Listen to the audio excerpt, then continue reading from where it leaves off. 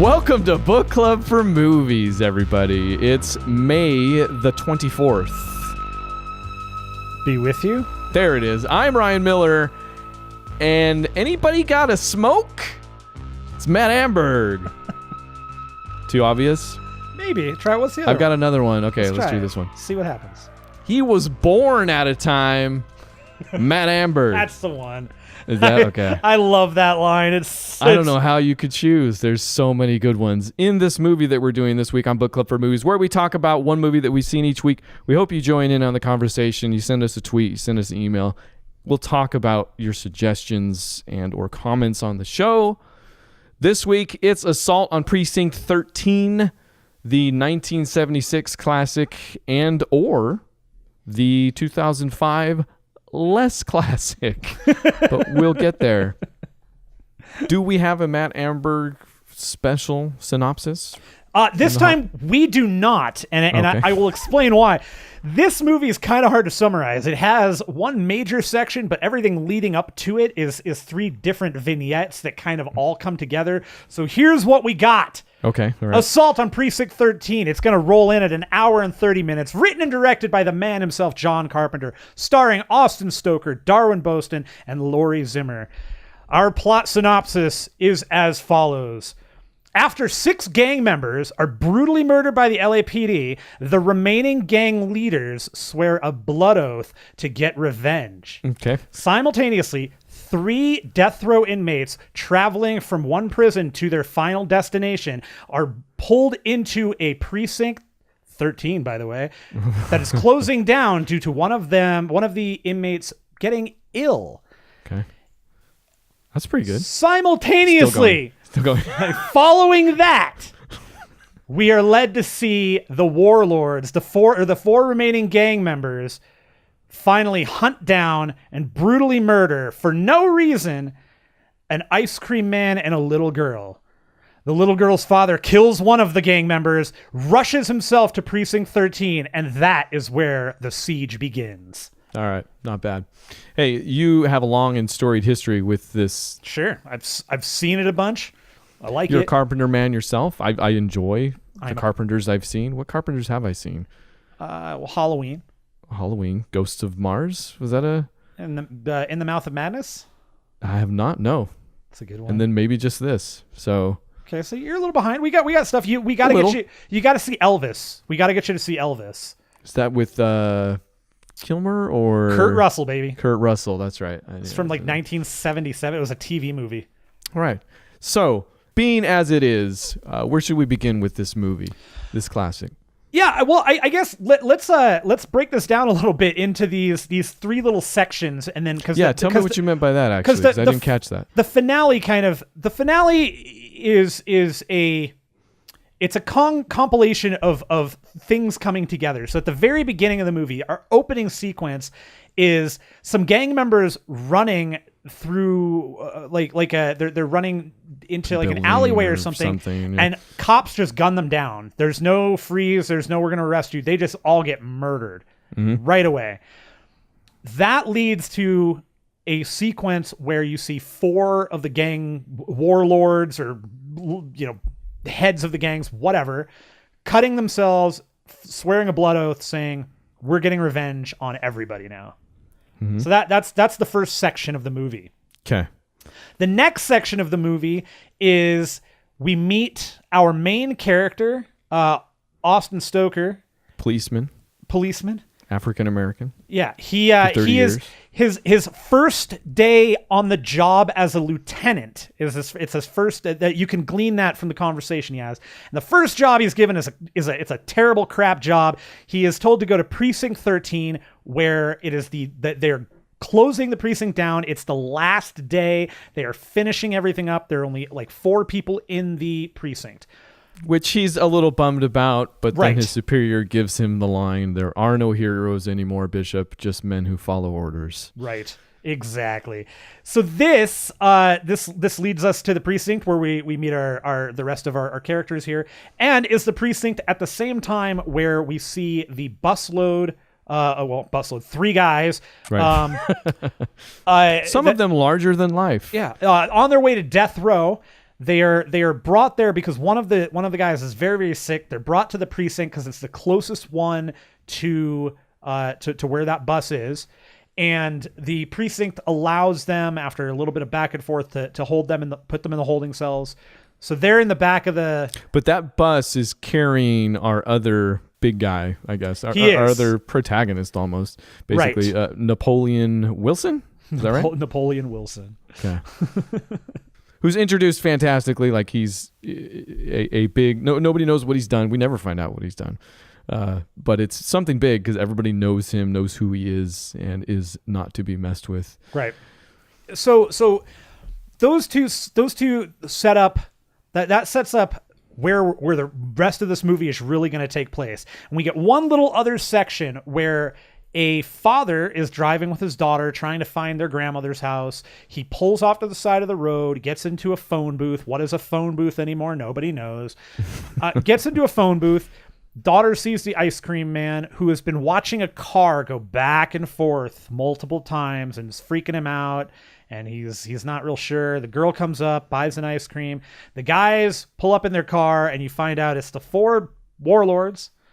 Then gun them down. Just gunning them down. Bam!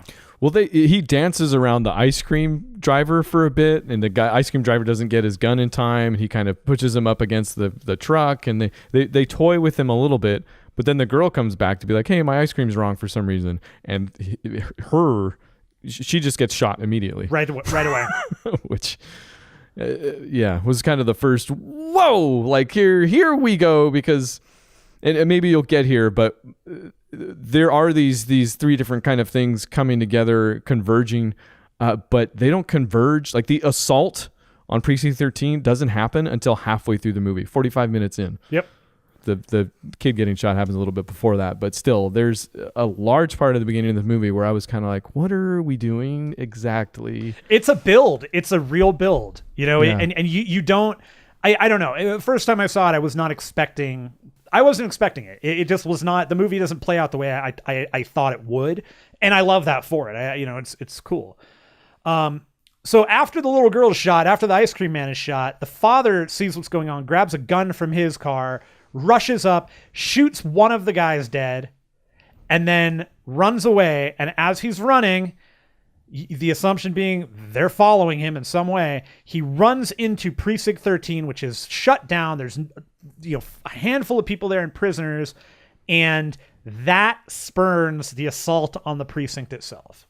And I don't want to maybe gloss over the build up, because it is half the movie. Yeah. But you're saying the first time you saw it, I guess you weren't expecting that, or you weren't expecting more than that, or I don't know. It was like, I just guess I thought Assault on Precinct 13, it's going to be 2 hours of them shooting at a building.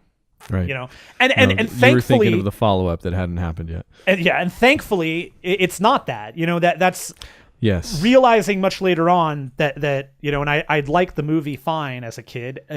I fell in love with it as I got older, further and further. A lot of people did. Like, this is a well-regarded movie, Now it is, because when it first came out, this was panned critically by Carpenter fans. Nobody liked this movie. This is not a movie people enjoyed. I'm not surprised. And honestly, like I said, I was legitimately thinking throughout that build-up, like, okay, what exactly are we doing? Because it's shot well enough, but the entire movie is, and I don't know if this is because it's of the time or if it's just Carpenter, because I know he's done otherworldly stuff. Like, for part of this movie and for part of the beginning, it seems like it's shot on Mars, and this is not the Mars movie that he did. Like, the people don't quite act right. There is kind of lots of people arriving places, people getting out of cars, like stuff that's normally cut or used for establishing purposes only. They kind of linger on, or he lingers on.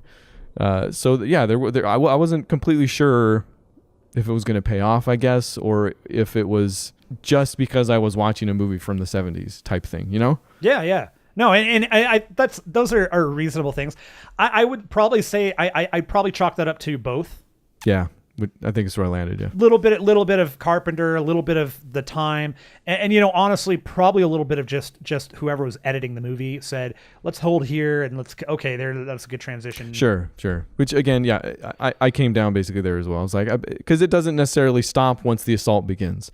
Like there are still moments to it where you're like, this is very much, which became instructive because as I watched it, I was kind of paying attention to stuff I was going to be looking out for in the remake. Because I'm like, man, if they remade this movie, they couldn't do any of this. Like people would not stand for this anymore, especially in a action movie, Right. for lack of a better word. So it became kind of a game of, I wonder how they're going to handle this in the remake, because people...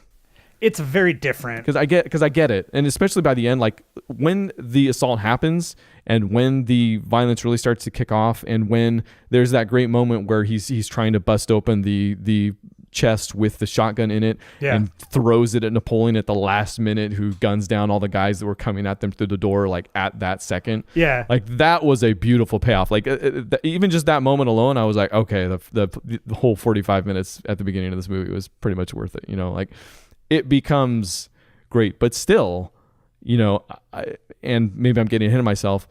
Sure enough, the remake is way more traditional and updated in kind of all the wrong ways. The assault begins right at the second act, 30 minutes in, where it normally would begin in any other movie, which is a bummer in a way. But this movie, Assault on Precinct 13, this John Carpenter flick, one of the things it shows, especially in comparison to even stuff he's done in the future that he will do after this movie comes out, it shows a tremendous amount of restraint in almost every respect. Like, for the amount of violence in this, and most people think of Carpenter as gore. They think it's a horror guy. The violence in this is really, really, really benign in comparison to a lot of other stuff. The worst thing you get is, you see the kid get shot, but there's not a ton of blood. You don't see anybody's head explode. She doesn't suddenly have a gaping wound. She's shot, and it's like the 70s. It's a little bit of blood on her shirt. She falls down. She's dead. You don't get it. There's no gore in this movie. At all. Not really. No, it's eye shots and lots of people getting shot, shotgun shots, but right. But it's a whole lot of that, people getting shot, and it's kind of dark, so they're getting shot, and you don't even see blood. They just fall down. It's a gunshot sound. They fall out a window. Right. And the new movie, the 2005 one with Ethan Hawke, it doesn't have that restraint. They not only do they change the plot in general, it's not. It's so much more in your face. It was a lot of bad decisions, and really, it feels like it's called Assault on Precinct 13 in name only, but they stole some of the plot, very minimal parts. I mean, I don't think it's a bad movie. It's bad if you watch the first Assault on Precinct 13 first, and then you watch that one. Then it's a pretty bad movie. Sure. But on its own, I can see what they're trying to do, and they do turn everything on its head, which I think is a fun experiment. The Bishop is the bad guy, and Napoleon's the cop, and the assault is by a bunch of crooked cops, and that part is kind of fun. It's where they lose the uniqueness of the original, that 45-minute buildup, and fill it with a bunch of talking, backstory, and again, the normal stuff you'd get in show don't tell. It's an instructive of show don't tell. Show me their backgrounds. Well, they try to build out all those characters. And that's great about Assault on Precinct 13. The only characters that they ever really try to build out is really Austin Stoker's character, the cop. He's the only one that they ever. I mean, you get some stuff with Napoleon Wilson, but really you don't get any background on him at all. You just know that he's there. He did something really bad that put him on death row. Prisoners and cops are afraid of him alike. Yeah, he's on death row. Yeah. Yeah. So they throw that all out the window, and they just give you too much in the sequel. They talk, they take breaks. It's an hour and 48 minutes. It's the first one's an hour 30, and it's perfect. In this one, they're like, what if we take away the cool stuff, add more stuff, and they keep adding more stuff until it's 18 minutes longer. I'm like, no, don't. That's the opposite. Stop. It doesn't. Like it's fun seeing the people. Ethan Hawke's always fun. I love Ethan Hawke. Lawrence Fishburne actually too, to a certain extent. Like always entertaining. But basically, let's go back and talk about the good one. Okay. One of the things that I love about this particular movie, especially in comparison, is how the assault takes place, and that they do these. There are some great establishing shots of them looking out the windows of the police station. So you're given a great idea of what the layout is throughout the beginning. Like they show you during the day, they give you some good shots of where everything kind of is. So when they're in the police station, you actually know logistically where things are. You know that when they're in this one section, if they go behind them, that's where those cells are going to be. If they go out to the right, that's where that side, like you get that. Which is key to an assault movie, like the siege movie, like no, and the thing that the reason that works so well is not only because when they're verbally saying get back to this, how they're going to split, but there are all of these shots, and honestly, some of my favorite stuff in the movie, which by the way, this also this what I'm going to talk about. Super pulled in The Void. I love The Void, one of my favorite horror movies of last year.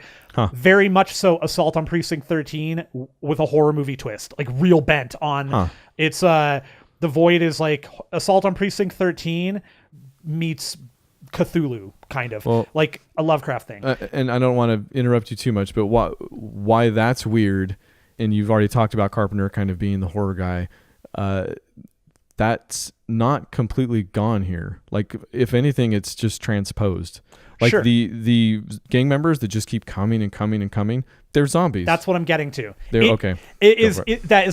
So you get all these establishing shots, and then they do these shots of the characters looking out the window, and you see people running across a parking lot and diving into bushes, and they're all carrying guns, and you've got people moving at all times in all little areas, and they're looking slowly, and so they'll look creeping. And they go, oh, we don't see anybody over there, and then they look to another side, and there's some people in the bushes, and they look over here, and there's some people behind the trees, and it's so. You're right. Like it's horror in a different way. It's horror in the sense that like a home invasion movie without a lot of gore, but the idea is terrifying. Yeah. You know, you are being surrounded by who knows how many people in a place that you can't get any help because there are no phone lines because they cut them. You have no power because it got cut. On top of all of that, the station is closing the next day, so nobody's thinking otherwise that why couldn't, of course we can't get through. When they finally are able to make to get a call out to cops, the cops show up, drive past around the precinct. They keep getting reports. We're hearing gunshots, but the gang is so smart that they're cleaning up after themselves. So when somebody gets killed on the street, they clean up after it. So the cops go by and it just looks like normal everyday, which downtown. That part, if I had a complaint, that might be it, is that it's the way the cops can't find the assault is the other cops is kind of the weakest point. Actually, in fact, if I give the remake anything, I'll give this to them, is they set it on New Year's Eve. So they're like, no, they just think the gunshots are fireworks. Like, that worked better and more quickly for me than the cops that keep getting calls on their radio and are not able to find the thing. But my argument for that is that the location of the movie and the timing of the movie dictates that there would still be plenty of gunfire, or could be plenty of gunfire in that area without it being in that area, because it is supposed to take place in Los Angeles, and it is supposed to take place. So I understand what you're saying. Like, no, my head, again, it's headcanon. I'm giving a pass because I want the movie to work. Yeah. And it doesn't ruin everything you explained up to that. I mean, I would even say he goes one step further in that the gang members are like, they're smart and they're creeping and all that stuff, but they're faceless and they're nameless for the most part. Even the four that make a blood oath, you never hear their names. Nothing. Yeah. You don't know. The only thing that is ever really said about them is when the four or the three that are left show up right outside the door, and they leave what they call leave a cholo, which is what they call it, which it means to the death. Oh, I guess that's literally the line from the movie. That's accurate. Yeah, no, it is. Yes. No, I don't think it's. I'm 90% sure it's not accurate, but so this does kind of, we've alluded to this, but it does turn into a siege, and they get to a point where they've got to let the inmates help. So the inmates get guns. Well, that's a large part of the movie too, because the relationship between Bishop and Napoleon is one of the anchors to that thing. It's one of the fun things to watch too, because Napoleon's line from the very beginning, might be the first line in the movie, in fact, is anybody got to smoke? And he just over and over, anytime somebody tries to talk to him, anybody got to smoke? Anybody got to smoke? He asks that to Bishop when they finally arrived at the precinct, and he's like, no, sorry, I'll see what I can do. And there's a little glint, a little shot of Napoleon who's like, oh, like, you're going to treat me like a human. Exactly. Yeah. So then that kind of bears out where, he lets him out and gives him guns. He gives him the shotgun. The moment we already talked about. Like, that was the moment he got the gun. And it's followed up by a beautiful, like, moment of silence where, Bishop's like, well, he's got the gun now. And Napoleon's like, well, I got the gun now. Like... And then but it moves on quickly because that's just it. They're under siege, right? This is like, they're like, we'll worry about that later. And in true follow-up fashion, the 2005 one just literally says that a whole bunch of stuff. It's like, oh, our stuff's on hold. Is it again? Right? Like, yeah, it's on hold. Even though that relationship never comes together between Fishburne and Ethan Hawke, so it doesn't matter. So, yeah. Anyways. Yeah. So you get. Napoleon gets the shotgun, and there's a great sequence where, like, when he just pulls that thing and he flips around and he kind of drops to a knee and just bam, bam, bam, bam, bam. It's like, it's one of those that was really well shot. It was really well put together, like a great little thing here. And in a movie where the rest of it kind of is in that 70s way, like we've already talked about, like sometimes it does come together quickly and succinctly. Yeah. Because, part of what we say when kind of people wouldn't put up with that now, what I mean when I say that, is that, like, action movies, there's just a completely different language to them now. Like, they move quicker, and it's very easily because the public are just better at watching movies now, understanding movies. They can parse that language better, so they don't stand for, in big audiences maybe, but I still think it would have been worth it to update this thing in a more faithful way. Sure, but they won't stand for those long shots or 45 minutes of not actually much happening type thing. Well, and I think one of the things that gets lost in the translation is thematically, this is a movie about family, friendship. Yeah, it's a Fast and Furious movie. Yeah. No, it really is, right? Like, no, it's about family though, right? No, but it is like when you get down to the brass tacks of this movie, no matter what side you're looking at this from, you look at it from the side of the gang members. They had their friends murdered for essentially no reason. We are never given a backstory in them. All we see is them running and being gunned down, just straight up. No, like, extrajudicial justice right there. Yeah, that's about zombie family. So you've got zombie family. Then you've got the little girl who's shot and the father who's a single dad, based on what we can figure out just from the movie. I have words about that, but sure, okay. So you still have the father who loses his daughter. So that's another, it's about a family thing. And then you've got Bishop, who's now a lieutenant, part of that family. So you get some serious family and friendship themes here. Yeah. And I think one of the other things, or relationships, like it's a big relationship movie. Yeah. And actually, no, that sounds wrong too. No. It's good. It's like a romantic comedy with way more violence and no romance. But I think the other portion of that theme that comes in here is trust.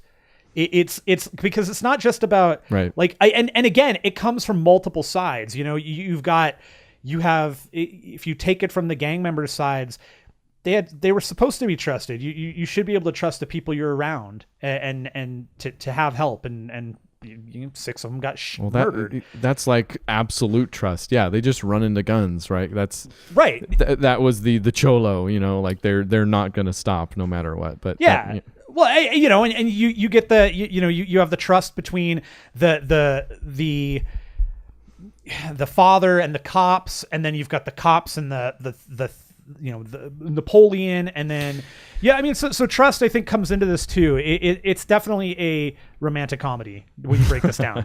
Okay, so the father though, Tell me. He was maybe my other complaint, and this movie actually had 2 or 3 things that were complaints before I figured them out, and they were all worth it. The father bore out in maybe the weirdest way, because he avenges his daughter, and then he goes into the precinct and immediately enters shock, where he cannot talk to explain what has happened, Right. and sits under a blanket for the remainder of the movie. They move him from room to room even. And that to me seemed a little too, R2D2 Force Awakens, like Okay.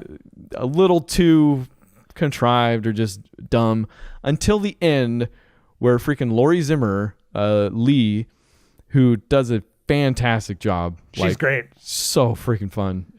Just because the whole movie is straight up, and maybe I'll use this word correctly, laconic. Like, there's just so few words, and it's maybe the complete opposite of where the remake just tells you everything. Like, I've got to fill in all the gaps. Here's more stories. Like, look at all these people. Right. Where that might not be true is with the girl who isn't named Lee in the remake, but is kind of given a faux girl power character that doesn't really. But Lori Zimmer in the original has this line at the end where she's talking about the guy that's been under the blanket the whole time, and she says, "None of us know who he is, what's happened to him, or what he's done. He could be anybody or anything." And I'm like, dang it, he's the freaking MacGuffin. He's been the MacGuffin the whole time. It doesn't matter, which you might then question, why did we have the whole, it's only maybe 5 minutes of backstory where his daughter, or 15, where his daughter gets shot, but for the rest of the movie, I spend wondering about why he's conveniently in shock. It's because it doesn't matter.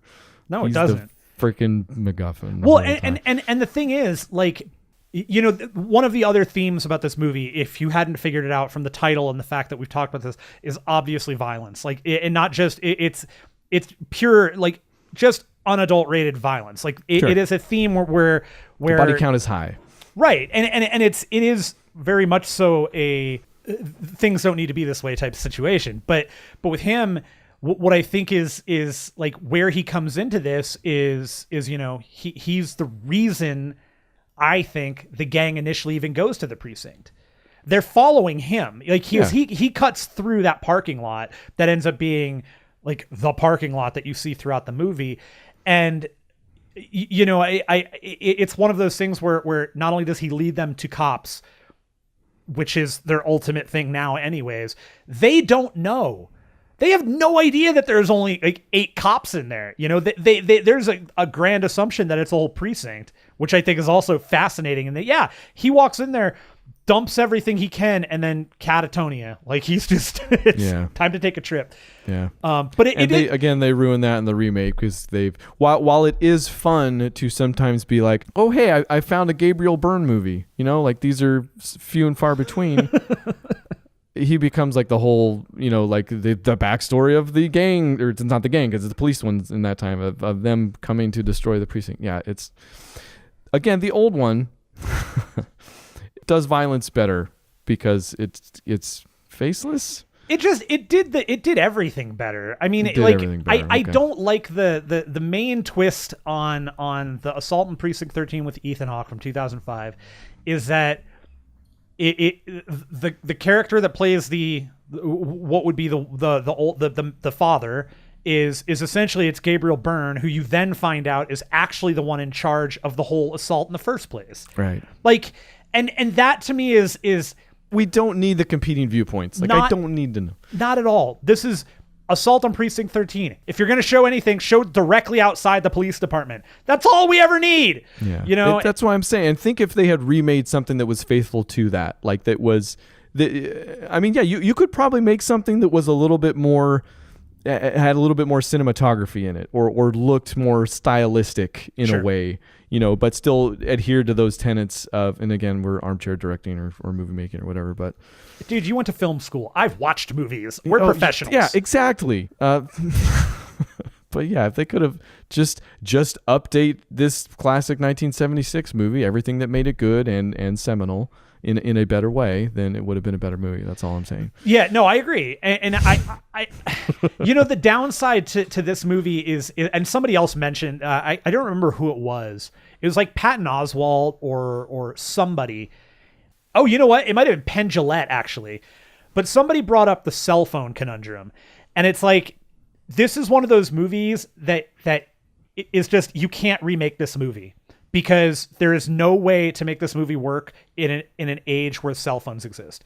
And so many movies die because of that. Like as a remake, you can't do that because cell phones exist. So do it in the 80s. I don't care. Remake it as the 70s, the period piece. And that's the way you do it. And I'm 100% make it a period piece. I mean, you and I both know that those things are hard to sell, and this would be really hard to sell as a period remake. Way. Yeah. But and that's why the remake is how it is. Like somebody, it went through enough hands, and it was made through the current movie making system of 2005, where by committee, committee, and they sand off all those edges. So no, whatever. The original is a classic. I think for a reason. I think it's grown on people as people have gotten older, and Carpenter's name has been more solidified. I think people have looked back on this with more energy and a little more respect, a little more willingness to accept some of those flaws that exist while seeing a really, really, for me, I honestly, I think this is a nice, tightly put together movie. It doesn't, those lingering shots work for me in the context of the movie as establishing things. There's payoff. There's really great payoff. And I think that makes the movie, like, at first, maybe when you watch it, maybe this is maybe you can speak to this more than I can. You first watch it and it's a little loose. It's a little, what the hell am I watching? And then at the end, it really does kind of tie everything up. Yeah. The one tie up you don't get, and I'm glad that they leave it this way, because there is an assumption. You have to make the assumption that at the very end, when Napoleon and Bishop, thank you. When Napoleon and Bishop have one little last minute, that the very last sequence is those two making a joke together and walking off. You have to assume Napoleon still goes to jail, still goes to death row. Right, gets arrested outside the door. Right, but we don't need that. We don't need all the extra. No. The strength of that movie is, and they talk about it for a second too, because lesser people that we wonder what Napoleon did for maybe half of the movie or probably 3/4 of the movie or something like that. Sure. And they kind of hint at that where I think Bishop says something like, I got one more question for you. And this is as they're preparing for the final assault. They've set up an acetylene tank in the corner they're going to shoot if they can. And they've barricaded themselves in the basement where they're going to, they've got a literal barricade that the guys are going to push against until they're stuck in the room and they can shoot all that stuff. And Bishop says, I got one more question for you. And it's the question, right? And Napoleon knows it. And he's like, yeah, maybe I'll answer it for you someday. But that's it. And it's perfect. There is no answer to it, because why this movie succeeds is at that point, you're like, that doesn't matter. Again, maybe that's...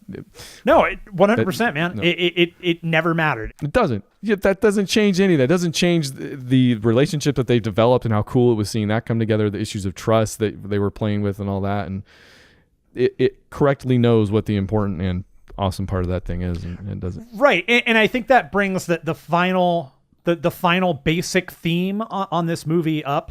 And I think this might wrap this up.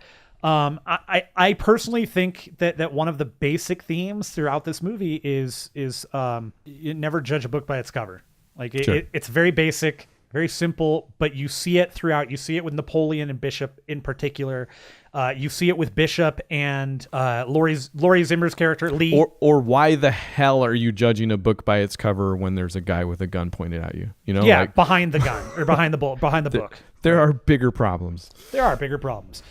So yes, Assault on Precinct 13, the 1976 version at least, like 2 stars out of 3. And that's might even be closer to 3. The 2005 remake, 900 stars out of 26,000. Not a great rating. You know what? Our star system, I think, is solid. Hey, look. Next week's selection, we're going to jump back. We're staying in the time zone. We're staying to the 70s.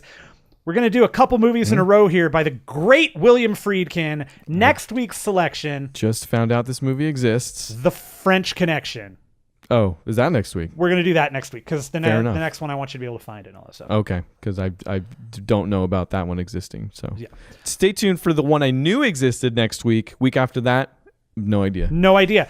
William Friedkin movies coming up. You may know him best from The Exorcist. We're going to check out The French Connection, one of the greatest crime films of all time. We'll find out next week on Book Club for Movies. But for now, let's just do the rest of the show. The rest of the show being anything else I've watched this week, and I only have one of those, and it's hit me. not going to take long. Cool, because I got lots of stuff. I don't, but I got stuff. Have you heard of video games? Think so, yeah. Have you heard of video game movies? Only when I'm listening to the Zero Hit Points podcast every Man, Tuesday.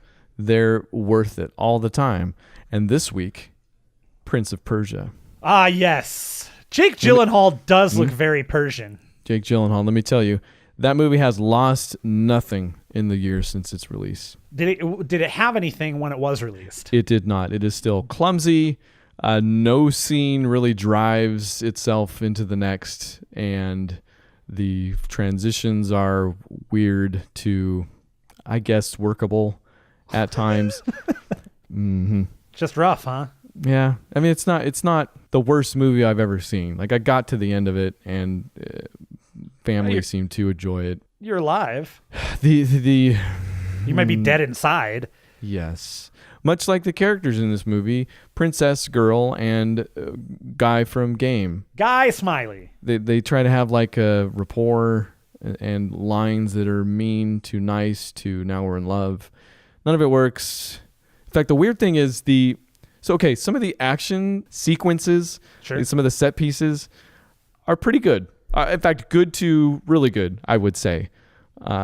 And so imagine a movie where the fan service is pretty much the best part, and I think you get the idea. All right. It's already not as good as it's taking you as long to think of. So who else was in it? I know it was Gyllenhaal. Was Ben Kingsley? Was he the bad guy? Yeah, he was the evil brother, evil uncle, bad uncle. Was it? I couldn't tell you the name of everybody else. I know the first bad and then good brother was played by the guy from Rock and Rolla.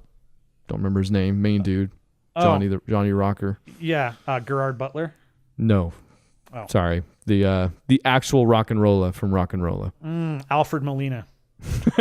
Yes, he was. Okay, maybe he's the best part of Prince of Persia. He does a good character that he does. There's fine things about it. It just all comes together in the most like again, not substantial banal, or inconsequential. Banal. Yes, thank you. There it is. That's enough of that. What did you watch? Tell me other things. I want to point this out to you real quick though. Okay. The guy who directed that movie. I know. Also directed some really good stuff. Mike Newell, right? 4 Weddings and a Funeral. And Donnie Brasco. Donnie Brasco is actually good. And Mike Newell. Donnie Brasco is good. Yeah, Mike. The only reason I know that is because you just watched it and you saw his name and you went, why? Yeah, that's the only reason I know that. I was like, hey, now I know a name. This is the funeral from 4 Weddings and a Funeral. I read a bunch of interviews with him when he was making this thing, and he kept getting questions about video games, and he got pissed off. And he was like, I don't know why you guys keep asking me about video games. I see my son play video games, and he's got this dead-eye stare, and they're the worst thing in the world.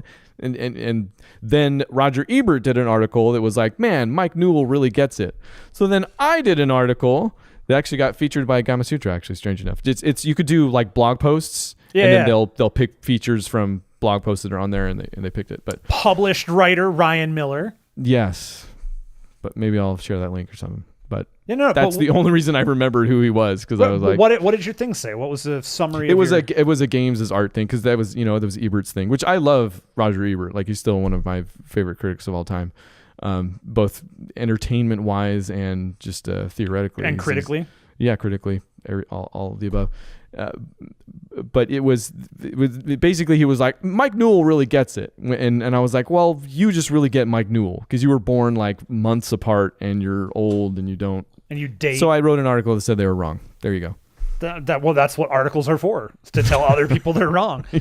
In fact, my assumption about journalism in general is just telling people they're stupid and wrong. What did I watch this week? I went to, this was crazy. I went to the theater not once, but twice this week. What? Huh? Did you get a movie pass? That No. thing the kids are all talking? No? I did not. The wife's birthday was not too long ago, and friends wanted to take us to a movie, and so we went and saw Super Troopers 2 again. Which, second time, man, that was way funnier than the first, just like the original. The original one took me two watches where I was like, the first time I watched it, it was all right. I didn't really love it. Super Troopers 2, it was funny the first time I saw it. I liked it. This time, way funnier. Way funnier. Hey, if we've learned anything at whatever this book club, it's that watching a movie twice is the way to go. Yeah, well, humor through repetition is the best. It's the best. Humor through repetition is the best. It's the best. It doesn't get better. Yeah, it doesn't get better than humor through repetition. You could say it's the best. It's the best. And this is a case where it works. I went back into it now, and I think this is kind of the case with the first one, not really knowing what I was getting. The sequel, I had an idea of what I was getting. Okay, they're a little bit older. They said they're not going to retread all the old jokes, and they don't, which is one of the best parts. They still reference the old jokes. They use them, but they use them in the right way. They use them in the way like where they were like, it was funny then. We don't need to rehash it. And it's good. It's really good. All of the Canadians in the movie, or the people that play Canadians even, are just absolutely fantastic.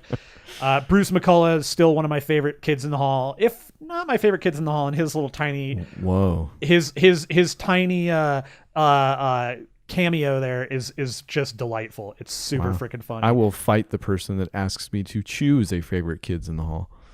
In the hall. It's hard because they are all really excellently funny. You can't. Yeah, don't. I'm not. But F. Dave Foley, I don't like that guy. What? He's just too nice. He was boyishly good looking, and I don't like him. Oh yeah, he's the integral part to the kids in the titular hall. Yeah. Yeah. Well, he's the Dave Foley. He's the Dave Foley of the kids in the hall. That's true. Super Troopers 2, I highly recommend. Can I guess what your second movie is based on what's playing at my drive-in right now, the double feature? You absolutely can. Super Troopers 2 and Deadpool 2. That would be correct. I went for a litany of sequels of twos this week. Hey, my next movie is also a number 2. Except, nope. It's way better than that. We'll get to it. So I went and saw Deadpool 2. Hour and 59 minutes, directed by David Leitch, written by Rhett Reese, Paul Wernick, and Ryan Reynolds, starring Ryan Reynolds, Josh Brolin, Marina Baccarin, Zazie Beetz, and Julian Dennison. Julian Dennison did not realize that was the kid from Hunt for the Wilder People. Oh yeah. Yeah. Didn't realize it until the movie started, and I was like, oh yeah, that kid. That movie's great, and also Sam Neill is good. I liked it a lot. It is everything that the first movie was with a little bit of extra to it. And I personally didn't feel like it was trying too hard, which is a phrase I've seen a number of times in different people talking about this. I don't think it tried too hard. I just don't. I legitimately don't think this was a thing where they were like, how do we make this work? I think that it just works because it works. And it's funny because of that. The one thing, if I have any complaint, is that they are leaning heavily on, and this just sounds stupid, but they do lean way heavy on foul language. Just a lot of it, which is, it's fine. It's just like, but there are other ways to have gotten that could have been also as funny, you know? And so it's the biggest nitpick in the world, because it's totally useless. No, that's in fact, I always go back to Seinfeld. Like, I know you're not the hugest fan, but he is out there. In fact, no, it's an episode called, and he's talked about this in numerous places, but I think it's called Talking Funny. And it's got Louis C.K., Chris Rock, Seinfeld, and I think one other I can't think of. Probably Ben Stiller or Adam Sandler. No, but it's like David Arquette. I can't tell you how much worth the watch that thing is. It's so funny. But he talks about that at one point, because they asked him, like, why don't you want to swear or anything like that? And he's like, I told a joke once that got a laugh when I used a swear word and did not get a laugh when I didn't. He's like, and it bugged me. He's like, and so I just never went back. I was like, I'm gonna get like he felt like it was cheating almost. Right? It was a challenge for him. Yeah. So and that's kind of the case here. There is lots of stuff that could have been, they could have changed it to make it different, but it works because it's Deadpool, it's Ryan Reynolds, so you just kind of go with it. It's just the language of the movie. Brolin is great. Like he is stone faced for 90% of the movie, and his version of Cable, like they were really smart with how they used CGI in this, because there's a lot of it. They didn't spend a ton of time in future. You've actually seen all the time that's spent in the future in the previews. It's pretty much like a 2-minute moment of him in that like broken out window looking over the city, and he has the moment of he looks down and sees charred bodies, and the whole room is charred, and there's a teddy bear. And if you know anything about Cable, he always has a teddy bear with him, because the teddy bear matters. And so that's the movie. The movie is actually Cable going back in time to stop Julian Dennison's character from going overboard. So the movie is ostensibly about an abused mutant played by that kid, who is then taken to prison with Wade because they figured out how to they've got collars that can dampen mutant powers. So they take Wade away, and he is slowly now dying of cancer because his powers are dampened. And this leads to the kid needing help and protection, and him getting and it becomes that like who you talk to in your formidable years can certainly make a difference in how you act and your choices. And it becomes very much you have X-Force trying to talk to him in one way. You've got Cable trying to kill him. And then there's another... of course there is. Because Cable and Deadpool have to come together at the end. They do, but this is not... but there's a third party that is hinted at throughout the movie that becomes kind of integral to the kid making his final decisions.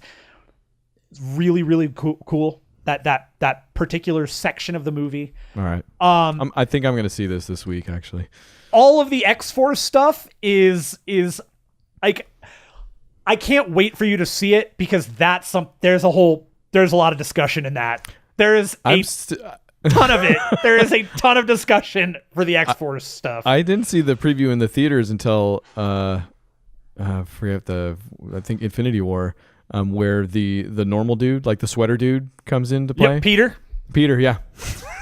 Still laughing at that one. Peter's funny. There is he has a LinkedIn profile, from what I understand. There are some really, really hard to spot cameos from massive stars, and also Alan Tudyk. But there are a bunch of weird little cameos. Keep your eye out for Brad Pitt. Keep your eye out for Matt Damon. You will not see them until you either watch the credits or look it up on IMDb. You just won't. Didn't notice it. Didn't see him until after I looked it up, and I went, Alan Tudyk was the only one I knew, and it's strictly because he looks almost exactly like he looks in Tucker and Dale, because he's like a redneck, and he looks like it's like they basically said dress up like Tucker and Dale.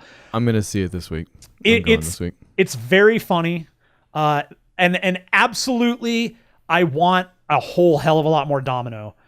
Man, Zazie Beetz, dude, she kills it, and the character is great. She has all the charisma in the world to not only just match Reynolds, but like she fits that the way the one, again, this is a nitpick, stupid whiner baby complaint. She's not the Domino from the comics in any respect. Right. Okay. I'm not talking about the visuals. Like, it's not what I'm talking about. I'm talking about her powers. Her powers in the books are not what they are in the movie. In the movie, she is essentially Domino, but Longshot. And if you're familiar with Marvel Comics, Longshot was a character from the late 70s, early 80s. I don't think he showed up before that. That his mutant power was being really lucky. Very lucky. Like he could walk through people shooting directly at him, and every bullet will miss him. I didn't even catch that, man. I thought X-Force was my book, but I haven't read it in a long time. I've totally thought that was Domino's thing. What was Domino's thing? Domino's basically an assassin. She's a killer for hire, ostensibly. I mean, she just wasn't like, luck was not her thing. It was not I'm lucky. That was not her. That was power. Longshot's thing. You're right. Yeah. I gotta go read because again, yeah, Longshot was that. I mean, freaking Liefeld, like, I feel like 90% of his characters were just like design, like Domino, like whatever her powers were, she was just the girl that had a black eye, like she looked like a domino or something. Well, right, like her powers were the reflexes thing. Like she was super good at like bouncing around, and she was like a martial artist and all that. So she had stuff. Maybe that's just of the era like too. I mean, she had like a lot telekinesis thing too, or something. I don't know. There is one really, really funny dig at Liefeld where awesome. in the movie where Deadpool mentions you know what, you'll see it, you'll catch it. It's real hard not to miss, because it is a straight up dig at Liefeld and his style. So stay tuned for next week where I ask you a bunch of questions. Basically. Yeah, that sounds good. Let's do that. Last movie I watched, last thing I'm gonna force you to listen to here. Another sequel. Hellbound Hellraiser 2 comes in at an hour 37 minutes, directed by Tony Randall, not the one you're thinking of. Written by Clive Barker and Peter Atkins, starring Doug Bradley, Ashley Lawrence, Claire Higgins, Barbie Wilde, all the good people, all the Cenobites you could ask for, and then some. Remind me, I know I've seen the first one. Okay. And I think there's like an attic in that one. Is that right? Yes. So in the first film, the attic is a major plot point. Okay. I don't know if I've seen the second one. What's in the second one? So in the second one, it takes place mostly in a mental asylum and also hell. Okay, haven't seen it. So this movie does directly relate to the first movie. In particular, what you were talking about, oddly enough, in the first film, in the attic, the family is moving into this new house. They're going to put they're putting stuff away. The father goes up into the attic, cuts himself on a nail, blood falls onto the floor, and because of a situation essentially with the box that brings the Cenobites to Earth. Le Marchand's box. The Le Marchand's box. This guy is birth again from the blood, and slowly but surely he needs to be fed more human bodies, essentially. Pinhead. Not yet. No, okay. This is Uncle Frank. Uncle Frank has the husband who bought the house. Uncle Frank is the brother. The wife cheats with Uncle Frank, feeds him bodies. She is then murdered on a mattress. She dies on a mattress, and the mattress is then brought to this insane asylum, given to a doctor who is obsessed with the Le Marchand configuration and all these things, and he's obsessed with the brain, and he does all sorts of terrible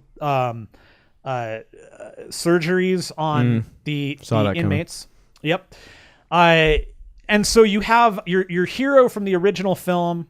That the character played by Ashley Lawrence, Kirsty, she's back. She's in the asylum. She survived, and she's trying to tell them these are real. These things happened. Essentially, the mattress is brought back. The woman who was killed on it, Kirsty's stepmother, is brought back to life. She helps the doctor get to hell. Kirsty then has to go to hell because she keeps getting these notes that say, "I'm in hell, help me, I'm suffering," and she thinks it's her father. So she goes to hell with the intent on bringing her father out of hell, and it goes to hell in a handbasket. And this is, I love this movie. It's got great visuals. It's got some awesome effects work. You get a little backstory on Pinhead as a character, as a person, and it was before they decided to really ruin it, which they ultimately do. But in this, you do find out like the Cenobites have claimed they were there forever, and you find they were not there forever. They were people. Liars. And this is what happens when you play with boxes that you don't own. Don't do it. And so it's very interesting because what this turns into is the doctor becomes a Cenobite and is given the ability to remove the powers and kills our Cenobites, kills our heroes, our Pinhead and the female Cenobite and Chatterer and Butterball all get killed. And when they get killed, you find out that, well, the Butterball was an adult man and he was overweight. The female Cenobite was this beautiful woman. And then you find out the Chatterer, the biggest one of them all, was a kid, was like a little boy.